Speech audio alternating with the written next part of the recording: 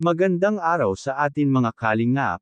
Mga kalingap, may panibago po tayong update para kay Dara. Pero bago po yan mga kalingap, kung bago pa lamang kayo sa channel ko baka naman po pwedeng pa-like and subscribe my channel para lagi po kayong updated sa aking videos.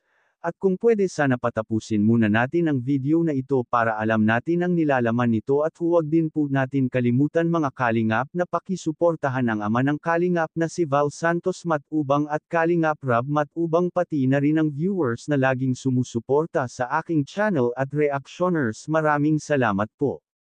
Mga kalingap, Kuya Robin mano-mano nagbuhat ng semento para sa gagawin niya pathaway para kila Dara para hindi na daw sila uto mahihirapan pa lalo na kapag tag-ulan at gabi na ito makakauwi ng bahay.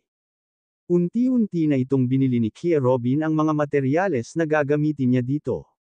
Siya na rin daw mismo ang mag-labor or gagawa nito para mas makatipid. Pinanggako niya ito kay Dara na lahat gagawin niya para makatulong sa kanila. Sarili niyang sahod daw ito sa kanyang YouTube ang kanyang pambili.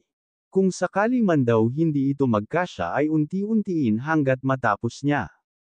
Mga kalingap, marami palang plano ito si Kuya Robin para kila Dara, tutulong daw ito hanggat kaya niya dahil naaawa ito si Kuya Robin sa dalawang magkapatid lalo nang walang nakaalalay na magulang ito, todo suporta din ng asawa ni Kuya Robin sa kanya para kila Dara.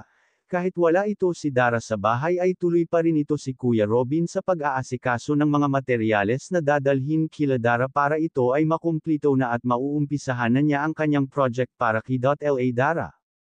Kaya mga kalingap, nagpasalamat ito si Dara kay Kuya Robin dahil sa naisipan niyang gumawa ng pathaway para sa kanila ni Dara, hindi rin daw sila ito mapuputikan at mahihirapan pa kapag pumapasok sa eskwela, kaya mga kalingap.